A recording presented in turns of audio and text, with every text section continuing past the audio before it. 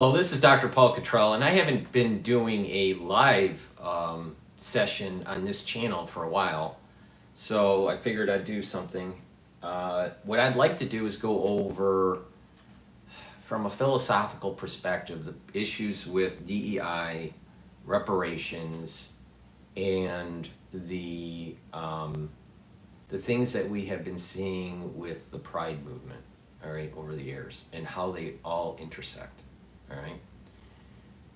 I wanted this video to be a little bit more lower key, just a little bit more calm. Not all the monitors going at 1,000 flickers a second, and just have it be more of a calm sit-down conversation. And I'd like to play an audio of a show discussing this very fact, but I wanted to do a monologue first. But before I do the monologue, please support my work by sharing the links of my videos. Please follow me on GETTR and Twitter. Please have your social network subscribe to this channel and all my channels. I have 3 channels on YouTube. I have Bitchute, Brighteon, and Rumble. Please subscribe to those, and please go to my store, the-studio-reykjavik.com, and purchase the products that I offer. I also have the option for the viewers to donate, so you can donate on my website. It's on the home page at the very bottom. It's the-studio-reykjavik.com. It's under the description of this video and all my videos. At the very bottom of that homepage, you can donate through Stripe and PayPal. Good morning. And you can donate that way. You can also donate through Buy Me a Coffee. All the links are in the description. This channel, which is my larger channel, has, every time I do a post, I get, the way the algorithm works, it bleeds subscribers. So I need your help to help repopulate this channel. The other channels on YouTube and Brighteon, Bitchute, and Rumble are growing. But this channel has all of the original timestamp data to cover the whole crisis. So this channel is heavily censored. So please help me repopulate this channel, and that's through sharing the links and having individuals subscribe, because YouTube is unsubscribing them. I'm not the only one that has this problem. Many people that covered the crisis in 2020 have a similar problem if their channel is still up. So please reach out to your social network to repopulate this channel and to follow me on all my channels, because I am censored. With that said, let's start with the monologue. All right, the premise of this is that DEI, diversity, equity, and inclusion, is a stepping stone to leading to reparations in the United States. The agenda of DEI, at least on the surface, is to have a more pluralistic society. The problem is that the ones that are running, yes, it's also, it'll also be involved in the universal income. But so DEI is being promoted at these institutions, secondary educational institutions, state schools, Ivy League, right? And it's permeated also in corporate America. I'm no longer in corporate America, but the ones that are working in corporate America have seen this. I have seen the elevation of certain managers due to race and not due to competence. I use the term bitch boss, all right? You see it was very prevalent in finance. I didn't see it too much when I was in engineering, but when I started engineering, automotive engineering, not many females were involved. I mean, I started it in the early 90s. I didn't see females getting into engineering, into CAD/CAM, tool and die, system engineering until probably, I want to say 2004, something like that, was when I actually started working with female engineers. So, you know, and they were all good engineers.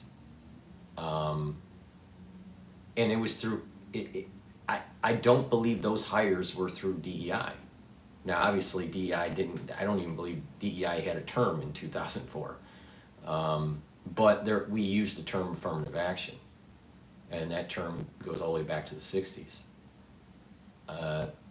But these individuals went to good schools, good state schools, and were able to become system engineers. And the females that were working in the engineering department, we were working on a Nissan project at the time, and they were all competent.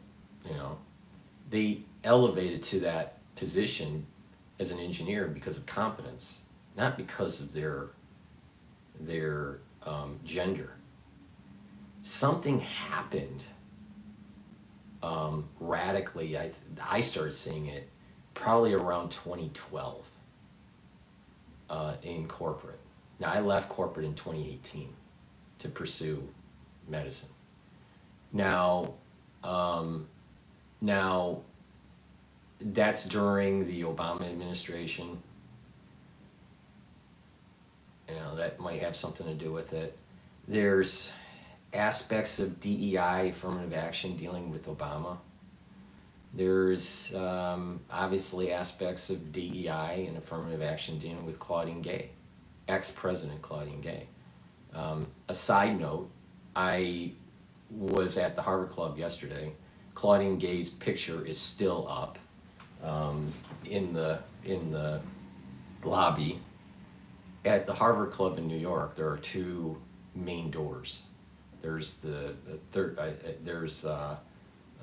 more prestigious door, and then the door that's a little bit more kind of like a hotel, because the Harvard Club is partially a hotel. I believe it's 2 floors there, a hotel, but it also has athletic facilities, and then the club and the library and all that. So there's kind of like a door that's a little bit more kind of for the hotel side, and then the more classical lobby. In the classical lobby, there's her picture over the concierge. I'll show you the picture. So Claud and Gay's picture here is right here. All right, it's still up in the club. What was interesting, and hopefully you can see that, but you know, it's still up in the club. I was told by the concierge that it was being taken down today. The curator at the Harvard Club does all the movement of the paintings and the pictures. And Harvard is almost like an art museum in a way, the club. With that said, that's the sidebar, right? But she was an affirmative action case. We use now because of SCOTUS, the Supreme Court ruling, we don't use the word affirmative action anymore. It's DEI, it's moved into DEI, but DEI is a more encompassing, more umbrella term than affirmative action. And what I have been seeing is an erosion of competence in corporate America. This idea of superiority, not equality. And I was born and raised in Michigan, and my first 2 degrees were actually at Wayne State University, down in Detroit. Very good research institution. And I remember, you know, seeing inner city, because it's an inner city school, state school, seeing the riffraff during my time down in Detroit. Most Detroiters, live in the suburbs, Ann Arbor or Livonia or Farmington Hills or Bloomfield Hills or wherever. So, but my observation at that time is that there was poverty, and that to get out of some of that problem isn't because of color, it's because of economic circumstance, and that to get educated and to move up the social ladder through education. Fast forward to today, and you start to see that there is a large population of, I'll call hoodlums, running around in the inner city. They don't want to be educated. They don't want to pull up their pants. Okay, so we're living in that kind of context. Not everybody fits in that category. I've seen minorities that do very well in school. There's other minorities that don't want to try, and they want a handout. And so DEI is partially, there's many aspects to it, but DEI is partially a mechanism for socialism. One of the individuals at Text during this live recording, mentioned universal income.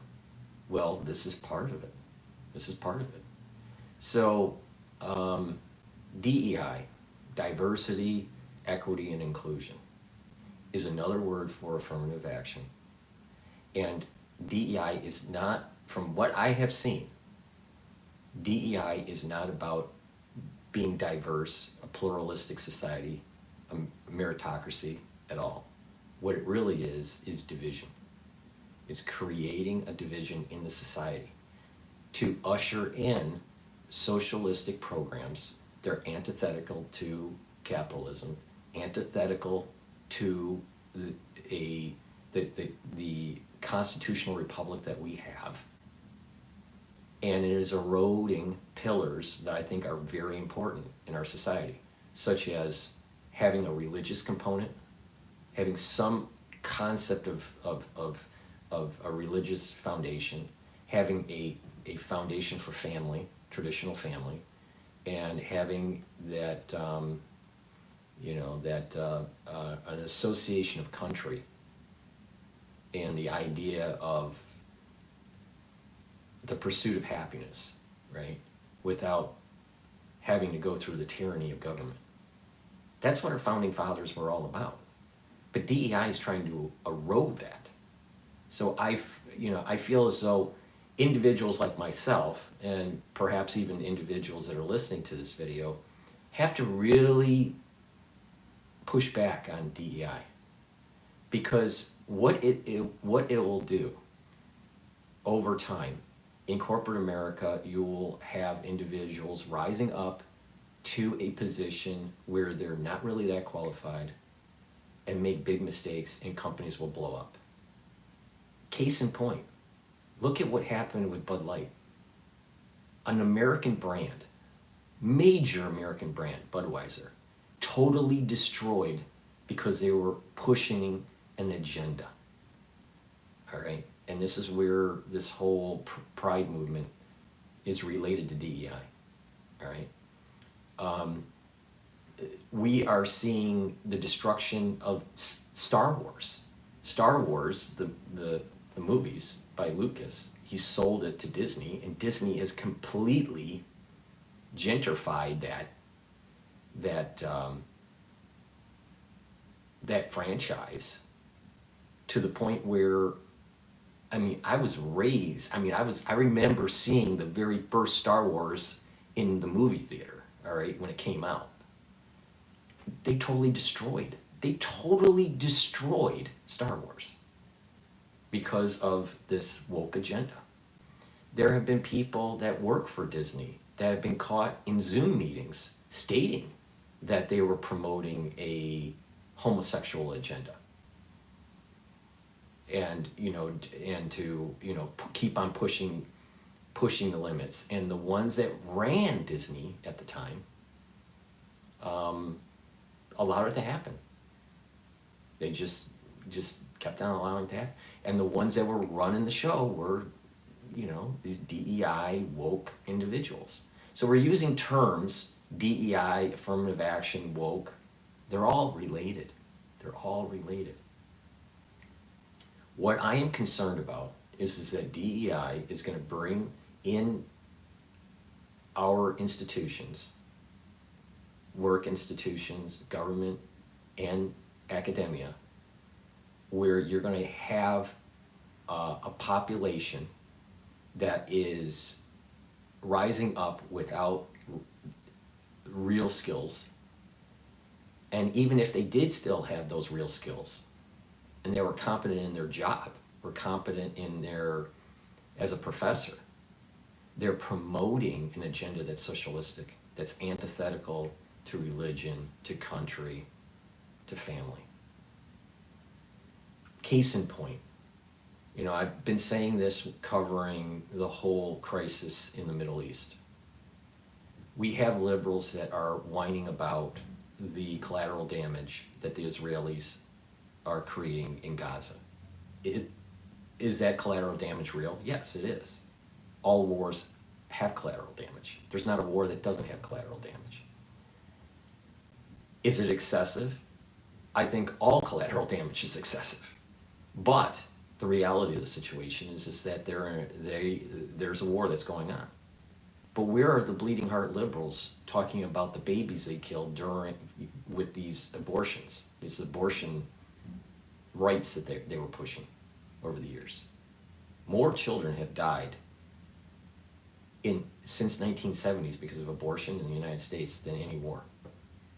Those are facts. So now that's a long period of time, going from like around 1973 to 2023. But the point is that who are pushing that? Who are the types that are pushing that agenda?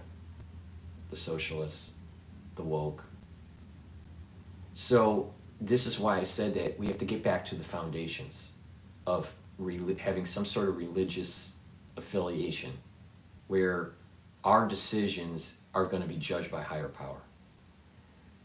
Have a stronger affiliation with our country. That means having a stronger affiliation with the good and bad of the history, not to whitewash it, not to pretend it didn't happen, but not to try to do revisionist history either. And just strengthen the family unit, the traditional family unit. These are conservative principles. DEI is not a conservative principle. It's actually a socialistic agenda to divide and conquer. And it's in many ways a Marxist takeover. Now, in corporate America, people are going to be scared to fight back because the bitch boss is going to tell you how it's going to be because they have a chip on their shoulder. Many males are fearful that if a colleague says something, negative about them because of, let's say it's a white male, they may be ostracized or not given a promotion or whatever. So they're walking on eggshells. It creates an environment that it's not diverse, there's not equity, and there's not inclusion. It creates a divisive environment. And usually the bitch boss will hire people that will placate to their, serfdom. So, so I think it creates not an inclusive environment. I think it actually creates an inclusive environment. In academia, professors are promoting socialism. I saw it on campus at Harvard. I saw it on campus at Fordham. All right, I saw it in medical school. There were individuals. Now, what's interesting about medical school is that conservative teachers are. If you just look at medical school faculty, I would say you have more conservatives than, let's say, in a typical grad school world, like maybe law or in his Ph.D. track or even in the colleges. All right. For some reason, medical school did seem to have a little bit more conservative, but the ones that were pushing the woke agenda were all female. All right. They were coming from epidemiology departments and psychology, psychiatric departments. And there was this, this kind of push of an awoke agenda. And you could see when we were dealing with being trained for how to conduct certain types of abortions, either through surgical means or through pharmaceutical means. You could see a student body that was conservative, it was like, well, wait a minute here. There was a little bit of a pushback. You could see with the student body, there was, who were the conservatives, who weren't. And it's a strange situation to actually be trained on how to do these things and, be a conservative. Now, so I think we have to look at different pillars of society: the corporate pillar, the government pillar, and the academic pillar when it's dealing with DEI. On the academic side, they're training the new citizens of society into thinking socialistically, not capitalistically. Not about merit. It's about, did you check the right box? To get into these schools, did you check the right box? And believe me, it's not white male is the right box to check, right? But the point I'm making is that there is an assault on the religion component, the family component, and the country component. These individuals are promoting open borders. They're promoting the destruction of the currency. If you don't have a control of your currency or your borders, you don't have a country. So there is an orchestrated effort. There is an orchestrated effort to create this division. So when you have, over the years, over a decade, young individuals that are impressionable being told by a faculty that is highly skewed to socialism, highly skewed to liberalism, maybe even ultra-liberal in many cases, you're going to have those citizens going into the workforce that are promoting this agenda, this DEI, this socialistic agenda, to the point where they get into HR, they get into high positions, they get into the management positions, and they will only hire people that conform. So this is a danger for the society. It's not inclusive. It's not diverse. DEI is actually a mechanism to be segregated. Now that goes to this leads to the next really important point, and that is it'll lead to reparations. It's hard. Reparations, for the ones that don't know, is basically, in the United States, is for blacks to be paid for the institutional slavery in the United States. Blacks have more opportunity now than they ever did.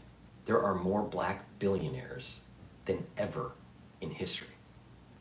All right? So to say they don't have opportunities doesn't make much sense. Are there still socioeconomic problems in the inner city? Yeah, but it's not just for the blacks. It's for the Latinos, and it's for the whites. It's even for poor Asians, especially immigrants. It's a socioeconomic issue. It's not about, if you really look at it, it's not about race. They want to make it seem as though it's about race. And there's even a bigger issue. Why are they pushing DEI so hard? Well, I'll tell you.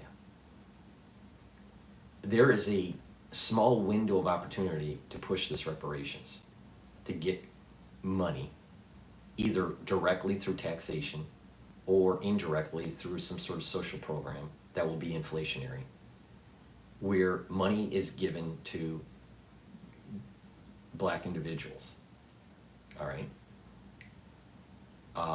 California and New York are already investigating how they're going to implement this. You don't believe me? Just do a little bit of research. California state legislature and the New York state legislature are all looking into this. So they're pushing reparations, but why are they pushing so hard DEI? Why was Claud and Gay pushed so hard? Because of the immigration policy that the United States has. The blacks have a very small percentage relative to the population. They're only about 14%, 15%, plus or minus some percentage points of the population. You go on TV and you would think that half of America is black. They're only 14%. The Latino cohort is growing. And they are going to eclipse, in terms of having social power in government, than the blacks. And that's why they're pushing. Because they have a window of opportunity where if they don't make their move, they're not going to get it. So, and that window of opportunity is within a 10-year period. This next 10 years is really going to be important for them to try to solidify across the 50 states some sort of reparations. Now, maybe not all 50 states will comply, and I'm not even sure that this is even legal, because there are some precedents during the Lincoln's administration at the end of the Civil War, where it was about Reconstruction, after the war, and it wasn't about reparations. And I think that there are some legal arguments to be made. I'm not a lawyer, but I would say that how government was navigating and how Lincoln was navigating post-war Civil War. He didn't last for very long because he was assassinated. But what his philosophical thoughts were at the end of the war, and how to bring back the South into the Union and to strengthen the Union. It's about strengthening the Union, true diversity.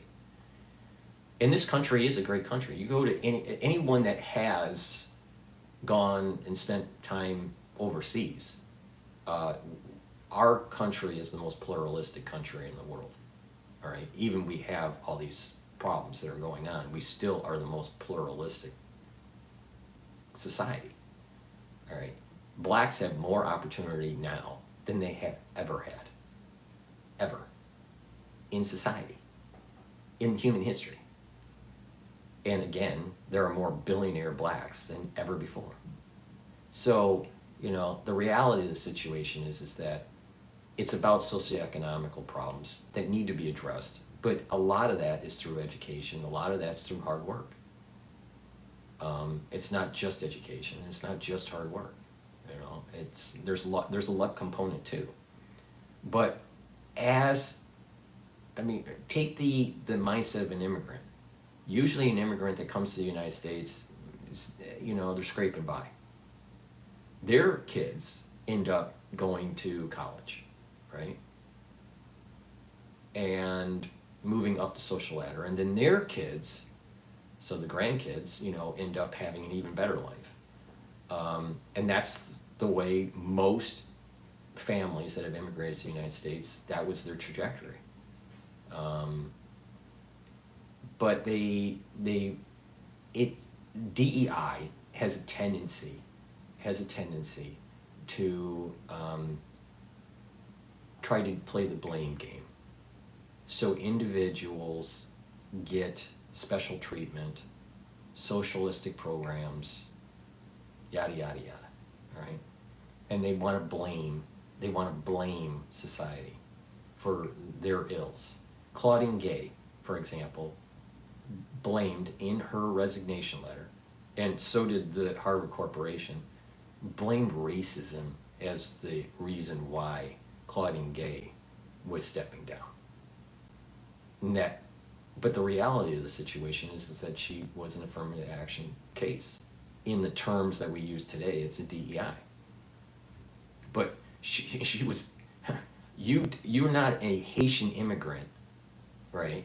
Her parents were Haitian immigrants. She was born in New York, spent a lot of time in Saudi Arabia when her father worked for the military in the Army Corps of Engineers in Saudi Arabia, and then she comes back and all of a sudden she goes to the top boarding school in the country, Phillips Exeter Academy. How did that happen? How did that happen? That's odd. That is like, she comes out of nowhere. And the proof's in the pudding, right? She didn't, when you're in academia, you usually publish a lot of papers to be able to get tenure, to be able to climb up that whole academic ladder. She published like almost nothing. Now, there are people that have PhDs that don't publish. I don't publish that much, and I have a PhD. The reason being is that I decided to take a corporate, track, not a tenure academic track. So, there are different types of PhDs, but she decided to take the academic track.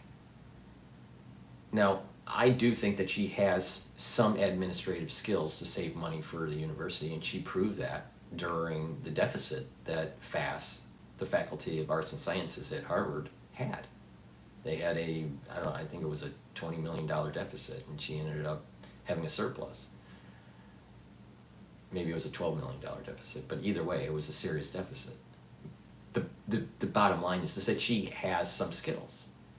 And maybe what we're seeing is the beginnings of an administrative faculty versus a more scholastic faculty at these universities. Maybe we're seeing that bifurcation.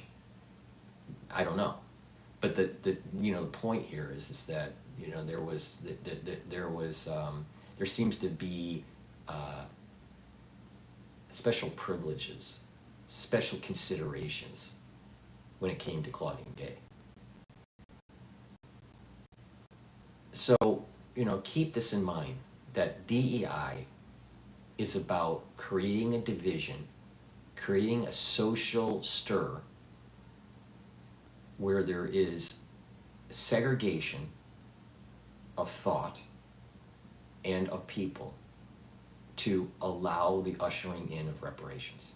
If we had a truly pluralistic society and blacks, men and women just amalgamated with the population and didn't ghettoize themselves physically or academically or economically, if they truly amalgamated with the society, which the natural progression of just a free market is allowing to happen. You don't have to have such, this is a big topic that I'm talking about here. Just let the free market work, have it emerge.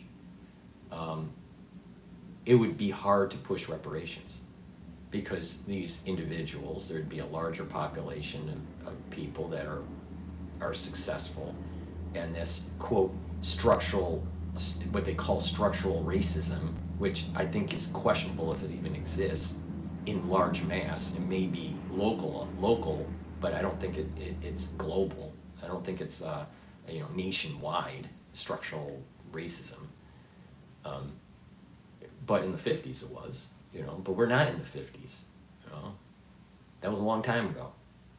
There was structural racism many decades ago. But the reality of the situation is that opportunities are there for these individuals. Some are taking those opportunities and some are not. Some are taking the opportunities and still, claiming their structural racism. DEI is not about diversity and inclusion. DEI is about division and superiority. Create an environment where the bitch boss is superior, not equal. They're not looking for, and if you push back, then what do they say? Racism, structural racism. And that was exactly what was in the resignation letter from Claud and Gay. Blame racism for her ailments. Blame racism because of the things that happened to her. The reality of the situation is that she was promoting a certain agenda. It's not just her. I mean, there are people much, much higher than her that she's, you know, that are promoting this DEI agenda. All right. But by creating this division, it is allowing for the reparations to take hold. Because they'll just say, you see, you know, it's black versus white, and we want money. We want that $25,000 or $50,000, which I'm not making this up. I mean, that's what they're looking at in California. $25,000 to $50,000 payout to every individual black for reparations. Now, think about that. There's an awful lot of Americans that weren't even Americans during the Civil War. They have no part of it. Why should they be taxed? Why should an immigrant that comes to America in the 1980s, let's say from Asia, or let's say from, I don't know, Denmark, have to pay tax? And let's say they're living in California. Why should they have to pay tax for reparations? But that's the policy that they're trying to create. Because if you create division now, you'll just say that it's been such a structural over, you know, hundreds of years, and that the only way to rectify it is to give them money. The bottom line, this is like a holdup. This is like a you know, a burglary. You know, it's you're held up and you have to give money to the person that is holding you up, and you're afraid you're going to lose your life, or lose your job, or lose your credentials, or lose the opportunity to advance. So you just pay it out. How's that any different than someone on the MTA in New York trying to steal from someone? It's no different. It really isn't. It's not any different. And the moment that they get their $25K and blow it, or $50K and blow it, or get some special provision where they get a 3% mortgage loan while everyone else is getting a 5, 6, or 7% mortgage loan, once they blow that money, what are they going to do? They're going to do just like what a robber does in New York. They'll rob again. And they'll kick and scream and say that's structural racism. It'll never end. So it's rewarding bad behavior, while many parts of their society can't even pull up their pants. Now, some people may say, this sounds all racist, Paul, and blah, blah, blah. You know what? The bottom line is, DEI is trying to destroy our country. They're trying to usher in socialism, and they're trying to create a division where the society is unproductive, and this is very similar to a Marxist takeover. Now, what I'm going to play here is a video that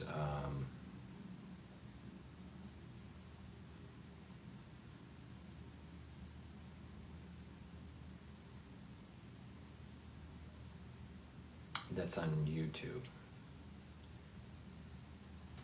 And, you know, please, it's about 10 minutes long. It's really important to listen to.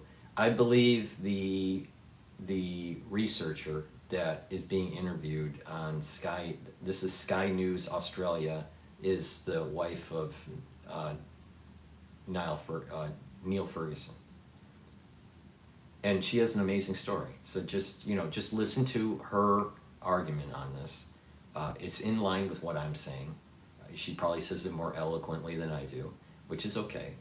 But I think that we need to keep in mind that when Claud and Gay was taken down because of her scholarship and lack of true leadership in dealing with the crisis at the University of Harvard,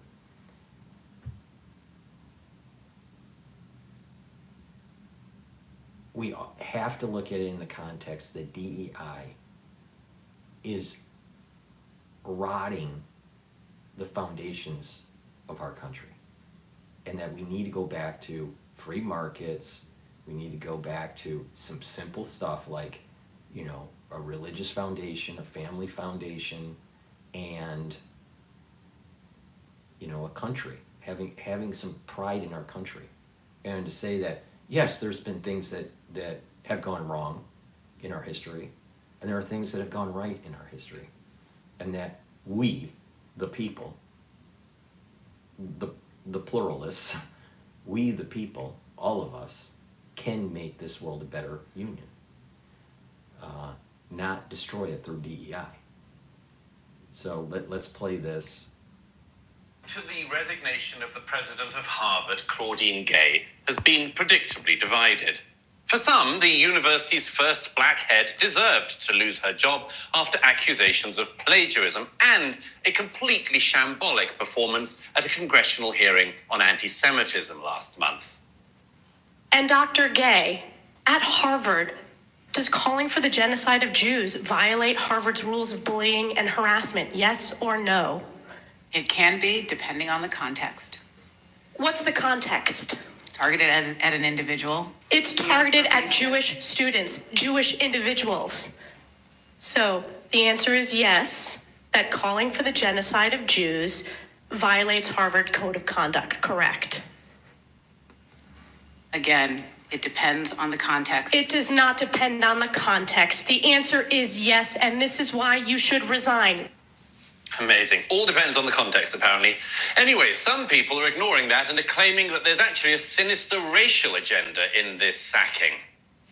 The civil rights activist, Reverend Al Sharpton, said that Gay's resignation is, quote, an assault on the health, strength, and future of diversity, equity, and inclusion. Well, my next guest has done a lot of thinking about this subject, and Now let me just interrupt with that and just, state these black leaders like Al Sharpton have been pushing an agenda. It was an affirmative action agenda in the 70s and the 80s and the 90s. Now it's the DEI. But if something happens and they don't like about it, they scream racism. And that's the problem that I'm talking about. It's if they don't like something, it's screaming racism. Believe me, if those protests that were happening at the Widener Library weren't pro-Palestinian, pro-Hamas protests, but there were some sort of anti-black protest where it was generic phrasing like from the Atlantic Ocean to the Pacific, send them back to their land. All right? I'm willing to bet that those students would have been thrown out of the university because they would have viewed it as that's anti-black. That is racist. And here's the problem with DEI. They want special privilege. It's all about the bitch boss trying to make sure that everyone else licks their boot. It's a socialistic takeover. And it leads to reparations. It leads to taxation. she says it's time to make merit matter more than liberal box ticking. Delighted to welcome to Uncensored research fellow at Stanford's Hoover Institute, the author and activist Ayaan Hirsi Ali. Ayaan Hirsi Ali, thanks so much for joining us on Uncensored. Tell me... Oh, Douglas, thank you for having me. Well, tell me first of all, what do you make of the Reverend Al Sharpton's claim there? This is all about race, apparently. it's not all about race, it's about the mediocrity mafia that he represents so well and that he has profited from for so many years. And I think it's time that we ditch this diversity, equity, and inclusion movement that is really all about dismantling and degrading our institutions. They're about expunging our history, and they're about indoctrinating kids at school. And it starts at universities and it goes beyond that. And I'm really one of those people today who is celebrating the resignation of Claud and Gay, but I think I'm also realistic enough to say that is just at the surface. The problem is much deeper. It started at universities, it has spread to corporations, it has spread to lower ed, from K to 12. It's everywhere in America. And I think it's time that we take a good look, a good deep look at what's going on, and this is just the start. I agree with you. I mean, this is why it matters. Sometimes people think that what happens at Harvard is just a bit of Ivy League stuff, but it isn't, as you say, because it's going out all across the rest of America, indeed the rest of the world. I mean, or the rest of the West. Let me interrupt again. He's making a good point. A lot of people think, oh, this is just a Harvard issue. The reality of the situation is what happens at Harvard happens in the United States and affects the whole world. And the case in point, the whole Vietnam domino theory issue, where and the strategy of the Cold War and going into Vietnam, that all came out of Harvard. That whole fiasco of trying to have a never-ending war in Asia, in Indochina, all right, came out of Harvard. There are many things that are nefarious, especially in regional studies, out of the government, out of the School of Government, that are pushing certain policies to try to steer the society in a certain direction. And unfortunately, who are the people that are running these institutions? Crazy liberals. These are these liberals that have an agenda. And almost always, the ones that are pushing it have a certain type of position that they can benefit through power and through wealth. They have a certain position in the market or whatever, and they'll benefit. That's the reason why that a lot of these people are promoting this climate agenda stuff. They position themselves to profit handsomely if there is a switch in consumer behavior. So keep that in mind. There are these puppet masters that are, and unfortunately, some of these puppet masters are coming from Harvard. Anyway, plenty of people in China are getting on with things anyway. But just going back quickly to Claud and Gay at Harvard, I mean, I find it pretty startling that this is a woman who became president of perhaps the most elite university in America. And she published no books. She published 11 articles in her career. And it's turned out that much of them were just plagiarized, stolen from other people. So how did she even get there in the first place? She has 50 allegations of plagiarism against her. Douglas, my grandmother would not trust Claud and Gay to herd her goats. This woman could not be the president of Harvard. I don't understand how this happened, and yet I do. And people like me, Helen Placrose, James Lindsay. There were so many of us early on who saw this years and years ago and who kept on saying, this thing is rotten. It's not going to go away. We were told so many times, it's universities, radical ideas emerge in universities, but over time they disappear. No, the rot is deep. And this woman is one small representative of it. She's gone. And my big worry, Douglas, now is that they're going to say, okay, this woman is gone, the one at Penn University is gone, and we're going to have a new president, we're going to maybe have a new board and move on. And I think that would be such a squandering of opportunity for real reform. Let me give you another couple of reactions to her resignation this week. Ibram X. Kendi, the author of a book called How to Be an Anti-Racist, which I think the wrong title for it. You should just take anti out. Ibram X. Kendi said that in the wake of Claud and Gay's resignation, racist mobs won't stop until they topple all black people from positions of power and influence. And Ida Bay Wells, Nicole Hannah-Jones, one of the authors of the 1619 Project from New York Times, said, after the resignation, academic freedom is under attack, racial justice programs are under attack, black women will be made to pay. I mean, there are still people clinging on to this, aren't there, Ayan? This sort of, somebody must be defended simply on the colour of their skin, and all the claims of plagiarism which would get any student chucked out, and all the inability to condemn racism which would normally lead to condemnation, all that sort of brushed to one side, because what really matters is just the colour of somebody's skin to these people. Ibram X. Kendi is a racist. He is a certified racist. Everything, all the work he has done, all his actions are about promoting racism. And so this man is being outed. What he stands for is being exposed. And I think what's happening now is because of his exposure, the kind of, they have this magical, I'm looking for the word, the spell that they've been putting on people. Just by calling them racist, they would get what they want out of them. They would get the positions, the stature, the money. I think all of that's going to disappear. So they're now coming out in panic and saying, oh my goodness, everybody is a racist. Black people will be. No, black people will benefit from this. Finally, those individuals who are black, who have worked hard for their degrees and the positions they have and their businesses, those people are going to shine. And these like mafia, mediocre mafia people, they're going to be exposed and hopefully be taken to where they belong, which is the dustbin of history.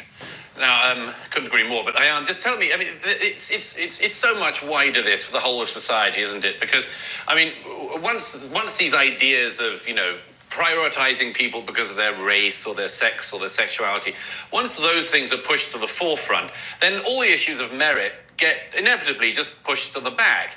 And that just has a trickle-down effect on every aspect of society, every job, every recruitment process. You're, if I can say so, I mean, you're an amazing example of merit in your own life. You escaped a forced marriage, went to the Netherlands, learned Dutch, which isn't easy, became a member of the Dutch Parliament, and built a career for yourself in Europe and then America. Why is it, though, that this sort of merit-based system, why do you think it's become so unpopular? Because surely, as you say, it's the best chance anyone has. It's not unpopular, but this is a very loud minority that want to get ahead only for themselves.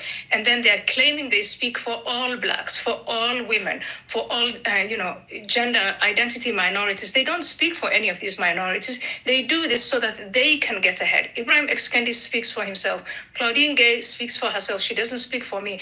I think it's very important, Douglas, to note that there are disparities in our societies. There are large groups of people who are left behind.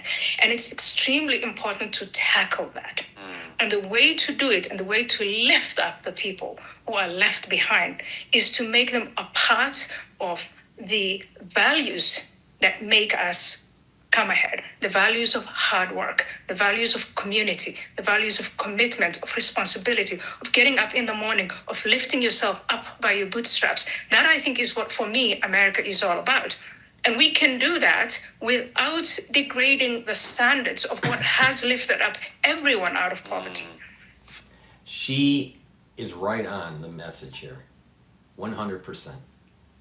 And here's what I see in New York. There are many, many, many blacks that are not willing to make their bed and pull up their pants. And what they want to do is to say that their ills are because of whitey, because of the government, because of society in general, structural racism. Meanwhile, they're smoking crack and knocking up a bunch of hoes.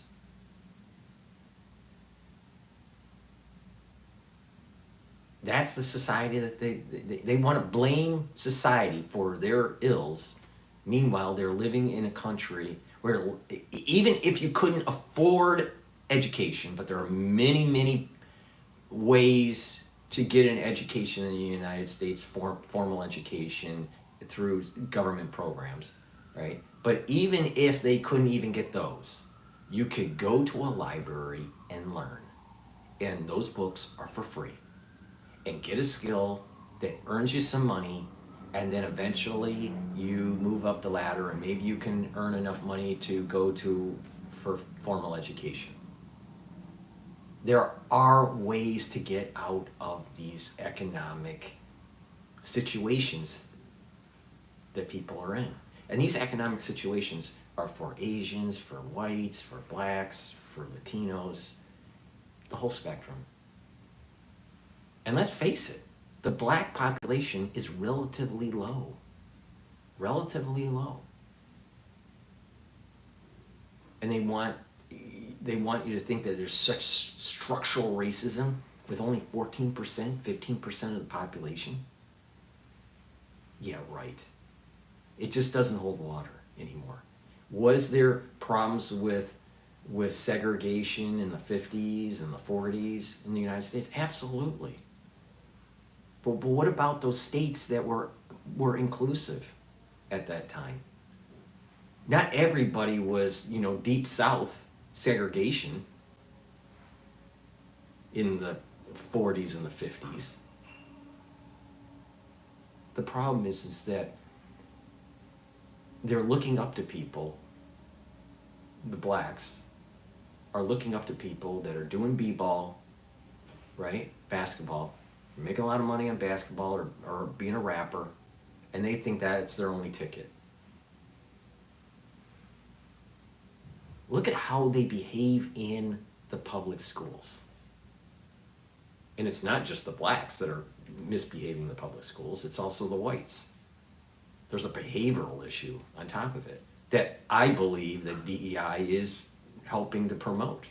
Because you're creating woke teachers that aren't very good, and they're not willing to truly discipline the children, and they don't learn and they become less productive.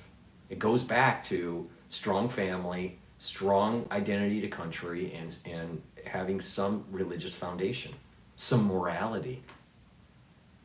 And DEI is trying to erode that. So you'll hear the Alan Sharptons out there and all the ones that are pushing the affirmative action agenda or the DEI agenda and say it's everyone that is against Claud and Gay must be a racist. Must be a racist. Al Sharpton only cares about a power grab. And it's all about reparations. And the only way that they can get that reparations is they can try to divide the society even further. And DEI is all about that, and programming the young of all ethnicities that the white male, the white, everyone is against the black. That's the problem. That's the problem that we have. And so now you have conservative individuals like myself pushing back and saying, wait a minute here. It's about free market. It's about hard work. It's about luck. It's about, having social responsibility of one's conduct. Pull up your pants, make your bed. It's really, it really starts right there. Brush your teeth, make your bed, and pull up your pants. Not reparations. And this is what these people are doing, and I think it's time that they're exposed and called out, and this is just the beginning. Let's get down to where the rot is. I couldn't agree more. But finally, let me just ask you, this seems to have come about because of an idea that everything's a zero-sum game. If for instance, if women are going to be advanced in society, men have to be punished. If there's going to be more visibility of gay people, you've got to punish straight people and degrade straight people. And that if you're going to make more opportunities, or not even more opportunities, just put people in positions of more prominence in American society or British society, you've got to sort of beat up on white people a bit. And all the studies have shown in recent years, in America and in Britain, there was one again just a couple of years ago, that this means, among other things, you have the left behind of white men, young white men, who nobody's speaking up for. Absolutely, you hear that all the time. You don't want black men to move ahead and leave white young men behind. You want everyone to advance. And I think in order to do this, we have to be really honest about the frameworks that we have, the framework of equal opportunity, not equity as they call it, which is the E in the DEI, which is about equal outcomes. And we know where equal outcomes, we know where hardcore socialism and hardcore communism, we know where they lead. They lead to more disparity, more division, and they lead to the gulags. And that's what these people are all about. And I think I'm just really grateful that the conversation has now begun and that we can address disparities and fight racism, fight misogyny, stand up for people with gender dysphoria, and not have their suffering used against them, so that people like these crazy transgender activists can get ahead. And I think, Douglas, Happy New Year. I think we are starting the new year off on a good place. Well, I agree, but who'd have thought that Harvard was the place which DEI went to die? Thank you very much, Ayan Hirsi Ali. You're welcome back anytime. I think her conversation during that interview was excellent. And I think she has the street cred to, really shine a light on the fallacies of DEI. Here's the problem, and someone someone in the chat, was saying, look, you whiteness. First of all, that's not even a full sentence, but it's an incomplete sentence. But the thing is that there is luck. I view the world in the lens of, you have to put in the hard work. You have to study. You have to, create the connections. And there is luck in life, right? And the problem is that the minorities view that stochastic process, the luck, that randomness, as some sort of structural racism kind of thing. There are an awful lot of people that start businesses and say they may be successful for a few years and then they're not successful anymore. For whatever reason, changing of consumer behavior, some sort of black swan event that happens that hurts the business. So there is a luck aspect to it. There's a chaotic process too. But over time, throughout hard work, there's more stability, so you can absorb those negative and positive, and benefit from the positive randomness. There's negative randomness and positive randomness.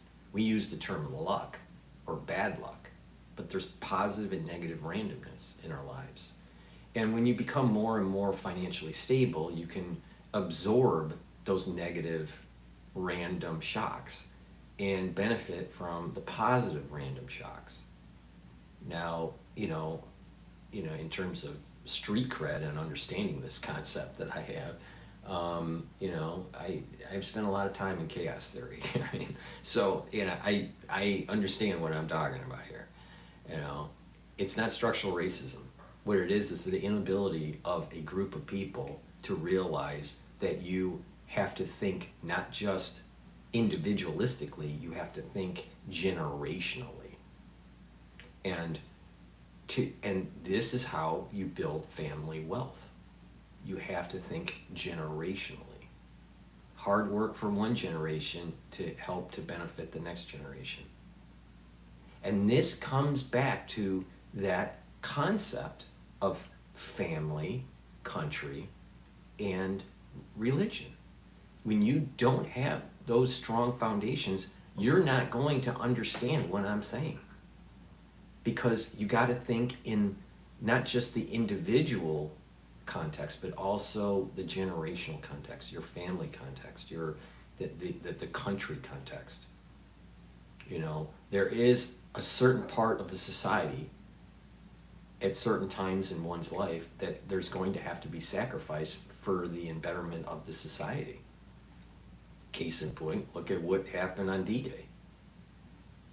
Another is that, people don't want to go to school. Most people don't want to go to school. I mean, it's a pain, right? And it costs a lot of money. Now it does. I mean, it was much cheaper 30 years ago. But, most people don't want to go. I mean, some people do, but they would prefer just to get the good job and not have to go to school, which is understandable. But you have to put in your time, right? You have to put some sacrifice, some hard work into building up a skill set. Not everybody that comes out of college is going to be super successful. So there's a luck component to it. Same thing, some people don't go to college and become very, very successful. There's a luck component to it, too. Look at, in the context of basketball players, right? They have to be on the court and they have to practice a lot, right? They have to put in the hard work. But there's also a luck component, being able to, shine on the court, and there's some sort of recruiter that gets them into a good school, and they, win a championship and get to the professional league in basketball. The luck of not blowing out your knee while you're on the court. So there is luck. There is luck to it. So it's not about whiteness. And so here's the issue. When people just write these kinds of things, one, it just accentuates the ignorance of the individual. But not just that, it's not looking at the problem in its true context. There's a luck component, there's a hard work component. And it's not about, I didn't get the same result, and therefore it must be structural racism. And so this gets back to, what was going on the campus and what's going on across the country and the world. DEI is about creating the oppressed and the oppressor class. And they want to blame the ills on the oppressors, all right? Whoever they are, right? Different groups will have different, quote, oppressors. And we need to kind of take stock and just say, take responsibility for for yourself and those individual agents within the society, those individuals. There will be an emergent behavior where the society becomes more prosperous. This is what is called free market capitalism, but the free market, just the emergence of these interests, right, emerge and make a better society. That doesn't mean that everything's going to be perfect, but it's way better than engineered societies, social engineering societies. That socialism is social engineered societies. Communism is social engineered societies. A free market is not a social engineered society. It's messy. It's not perfect, but it's way more productive. And the outcomes are far better. Equal outcome is socialism. Equal outcome doesn't allow for the incentive to do better. There have been experiments done in school where students are given choices, all right? And the students can pick the grading of their tests based on performance, based on a certain percentage correct versus incorrect, right? And that's the typical way how people are graded, right? Or you can say that everybody gets the score that the highest person gets. Well, what happens is that the students over time, will start to realize why try.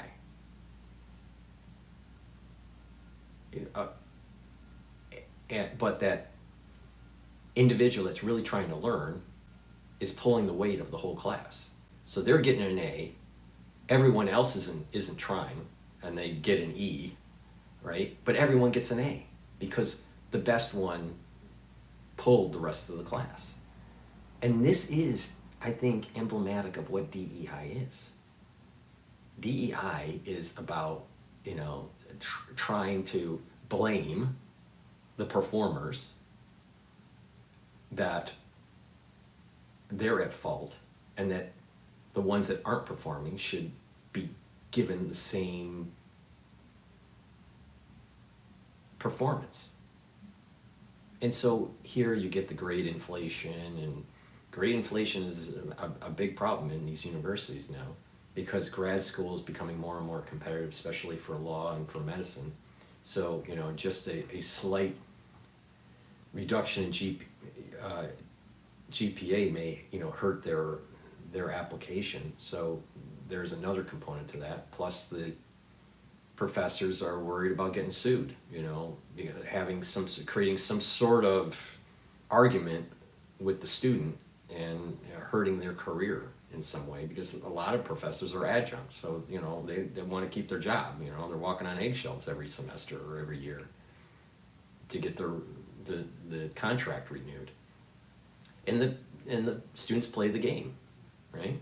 The students are telling the professor what grade they should have. That's how it's happening in all these universities, all right? Maybe not in every class, but it's happening in all the universities. So, there's this problem with this equity idea of equal outcomes. DEI is rot for the country, and it started as affirmative action, and it's been rebranded, and it's much more Marxist, much more. It has deeper roots in Marxism. So that's my take on it, and I'm sure that people are just not going to agree, and that's okay. You don't have to agree. We're a pluralistic society. But don't blame people for your ills. Don't, it's not about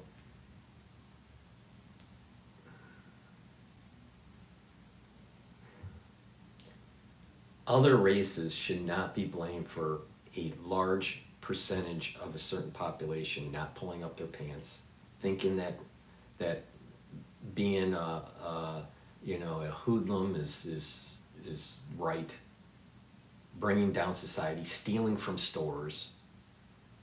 How can you justify stealing from Nike store and say that's structural racism? See? It's a hoodlum mentality. It's a robbing mentality. It's a thieving mentality. And just because they write it in law for, let's say, reparations doesn't mean that it's not theft from a moral standpoint, because laws can be immoral. You can write in immoral laws. That's why it's so important to have a foundation in religion. It gives you a North Star.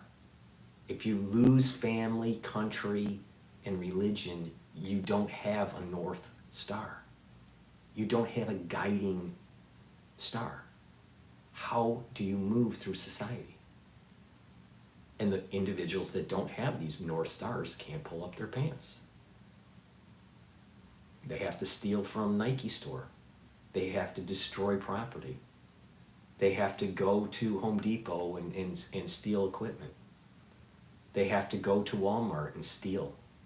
They have to go to Target and vandalize.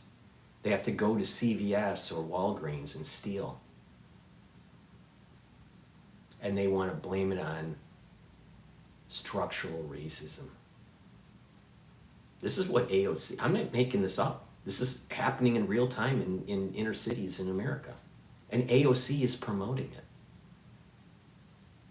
justifying it. This is an element of DEI. Mark my words, I'm, again, not wrong, you know.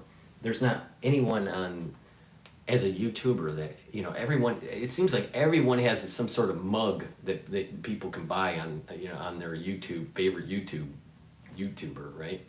Alex Jones has a mug, and Steven Crowder has a mug, and Ben Shapiro has a mug, and everyone. I don't sell mugs. I promote ideas, all right? I try to save the country.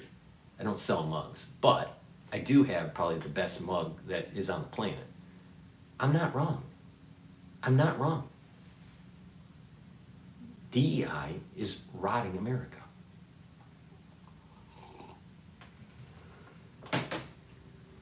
With that said, because it's about trying to improve your health, please go to my store, the-studio-reykjavik.com. The link is in the description of this video and in the chat. I have many, many different products, all right? And for the people that have been watching me for years, I have this idea that you bring down inflammation, you neutralize pathogens, you neutralize reactive oxygen species, and that will slow down aging and improve your immune system. Some of the products that I offer are a toothpaste that is a structural nanosilver toothpaste. This neutralizes pathogens. This will help to whiten your teeth, freshen your breath, right? Reduce gingivitis and gum disease. And because it is neutralizing the pathogen, and it doesn't have fluoride, it's reducing vascular problems, and valvular disease. So please, go to the store and get the toothpaste. That toothpaste that I have on my store, the-studio-reykjavik.com, is the best toothpaste that you can get, all right? Nobody sells a better toothpaste, all right? I also have structural nanosilver soaps. All right, I have them in 5 different varieties. This one happens to be lavender. This is a very high quality product. And it would be, and this one is charcoal, tea tree. I have 5 different varieties. Please go to the store. It's a great product to have as a gift, or it neutralizes pathogens. Magnesium and zinc. You need this every day to boost up your immune system. I take it every day. If you're sick, take a double dose of it. It boosts up the immune system. Structural nanosilver gel. This one, I believe, is at 35 ppm. Yeah, 35 ppm. This is in a container that it's a pump container, so it's great to put in your bag. This, you put it on your hands, it'll neutralize pathogens for about 5 hours. You put it on your skin, around your nose, around your mouth, around your ears, around your eyes, right? And it'll neutralize pathogens. You can also use this as a skincare product. You can put it on your skin before you go to bed, and then exfoliate when you wake up in the morning, and it'll improve your skin. I have a great series of lozenges. I have sweet menthol lozenges in 20 count, and also green apple 20 count. I also have a 100 count blueberry drops, and honey and lemon 100 count drops. I take structural nanosilver liquid every day, teaspoon of it. What I do is I swish it in my mouth and gargle with it about 20 seconds each, and then swallow it, all right? What that does is it's neutralizing the pathogen. It's synergistic with the toothpaste, so use the toothpaste, and then I usually, right before breakfast, I'll take my liquid here and then swallow it, right? That's neutralizing the pathogens. So what it's doing is it's neutralizing pathogens in your mouth, deep in your throat, and down your esophagus, all right? Take this every day. Teaspoon. If you're not feeling well, take a tablespoon or 2 a day. Clarity factor. this helps to bring down that brain fog. That brain fog is prevalent in society, especially because people are eating GMO foods and taking fluorinated water. Stop eating GMO foods and stop drinking fluorinated water. Filter your water, eat healthy, and take Clarity Factor. You'll be able to concentrate better at work or in school, and you'll get those dendritic connections more active, and so you'll have a better neuroplasticity, and you'll be able to think better. This is part of an anti-aging protocol. You do this on a regular basis, and you're going to slow down the aging of your neurons. Turmeric. It brings down that inflammatory response. It's part of that anti-aging protocol. So take turmeric every day. In addition to taking turmeric, I also take ashwagandha to control the blood glucose levels. So what happens is that now you're bringing down that inflammatory response, and so now you're moving towards homeostasis. Your body is not inflamed all the time. So take ashwagandha, it controls the blood glucose levels. Having a high glucose count increases that inflammatory response. Resveratrol, all right? It's an antioxidant. It's also synergistic with C60. This is very important to get rid of senescent cells. So take this every day. It's part of the anti-aging protocol. Vitamin C, you have to take every day, all right? But not just that, if you're sick, take some more. You gotta drink it with water, because it's water soluble. And it'll also help to improve your skin, especially if you're coupling it with the skincare protocol that I keep on telling people about. You take the vitamin C every day, you take a scoop of collagen every day, right? And you mix this. This is a powder, right? So, you know, what I do is I mix it with milk, all right? So you drink that, all right? And then you take the vitamin C and you use the two different either or structural nanosilver gels that I have. I have a tube form and this pump form, all right? And you put it on your skin at night, right? And then you exfoliate during the, you know, in the morning. And what you'll notice is that your skin is actually improving. Now, if you want to give it a little bit of extra kick, your skin is repopulating from a basal layer. You flake off skin. The higher level of the skin has more keratin. And your skin flakes off, right? Well, there's a basal layer that allows for new skin cells to be produced. Well, if that basal layer isn't healthy, then you're not going to have healthy skin. If the basal layer is healthy, then you will have healthier skin. So the whole point here is that to improve the basal layer, you need to take the resveratrol and the C60. C60 is a compound that is in either I sell it either in coconut oil or in avocado oil, and you take a teaspoon of that a day, and what that does is it's neutralizing the free radicals, so the cells are healthier, and the mitochondria in those cells are healthier, and you have more ATP.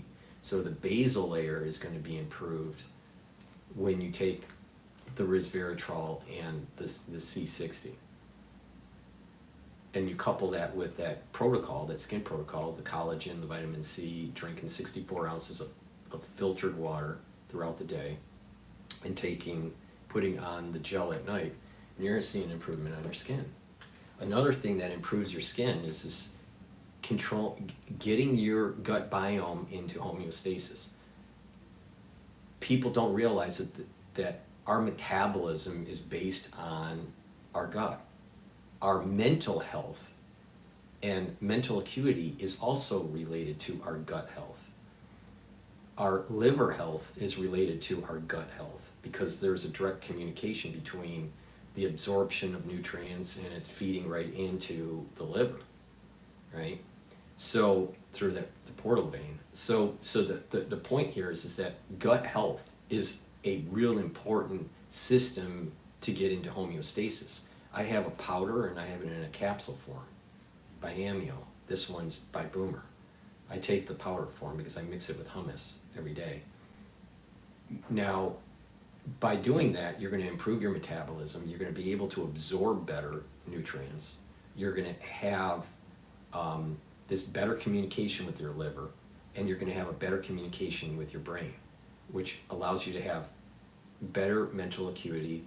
It'll reduce depression, because depression is also correlated to gut health, and it'll help with being regular. And by doing that, you're gonna get that body in homeostasis, and you add all these other things that I've been talking about, and you're really gonna push that envelope and slow down that aging process, get your immune system more active, and therefore your body's healing. And if you do get a pathogen, you have a stronger chance of fighting it. Now, it's not, nothing that I'm saying is a silver bullet, but the point here is that it's about you taking charge of your health and bringing up your immune system to a point where it gives you a higher probability of fighting whatever you may be contracting. Now, when you're boosting up your immune system, you're also improving your CD4 count, you're improving your CD8, you're improving your natural killer cells, you're improving your cytokine profile. And when you do that, you have a higher chance of fighting cancer. All right, so there is a correlation with bad immune system and cancer. There's a correlation of bad immune system and having an inability to fight pathogens. People that have bad immune systems always get sick. People that have overreactive immune systems may have autoimmune diseases, so their cytokine profile's all out of whack and hyperinflamed. So just take my advice and take charge of your life. How is this kind of related to the topic of this video of DEI? It's about taking charge of your life. Don't blame people for things. Don't blame society for the elements economically or physically. You got to take a look at what can you do to improve your situation. All right? Take charge of your life. Take charge of your education. Take charge of your health. Take charge of your finances. Don't fall in victimhood. Now, again, we need luck too, right? But when you take charge of your life by eating properly, by exercising properly, by stretching properly, by challenging your mind properly, doing proper supplementation, all these things will lead to a better life, will lead to a higher probability of having more energy, having more vitality, and enjoying the life that we have on this earth. It's even if you live for 80 or 90 years, 80 or 90 years isn't that long, and everyone that's listening to this probably only has 30 or 40 years left of their life or less. So the little time that we do have left, it's important to enjoy it and not to be a victim.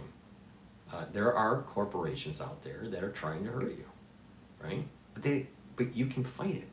You don't have to eat GMO food. You don't have to fall victim to the things that have been happening in our society. You can become a protector of your soul, if you want to. It's up to you. Do you want to? Do you want to strengthen the foundations that make a healthy society and the foundations that make a healthy individual? That is up to you, right? I can't do that. I can point you in the right direction, you know, and people, I just to close up here, you know, I've been told by many people, oh, you know, you talk about, you know, the things that the crisis that happened in 2020, you know, all the way to 2023, and you're not offering any solutions. And it's like, obviously, these people that are saying that aren't listening to me, because I've been saying for 4 years on how to boost up your immune system and the problems that the immune system is having during the crisis and in the post era of the crisis. Boost up your immune system. All right, trust me on this.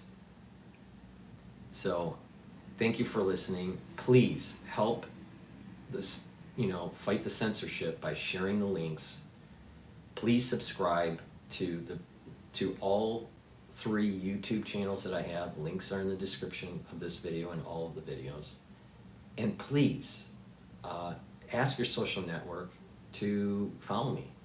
You know, this video that I'm doing is going to, because of the algorithm, this is the big channel, because of the algorithm, I will lose more subscribers every time I publish on the big channel. All right. So, and this is, I'm not the only one this is happening to. Many people this is happening to. So please, I need your help to fight the censorship. You fight the censorship by sharing the links, by making sure that you subscribe to all 6 channels, and make sure that your social network subscribes to all 6 channels. Imagine where you might be if you didn't have a person like myself. And imagine where you might be as we're going through a potentially even worse crisis on the horizon, as there's the big event is happening. So it's a slow rollout of a big event. All right? And there's a spiritual component to it. So just imagine when that does happen, a person like myself is silenced. Where are you going to be? So it behooves you to help. It's up to you. Thank you for listening, and have a nice day.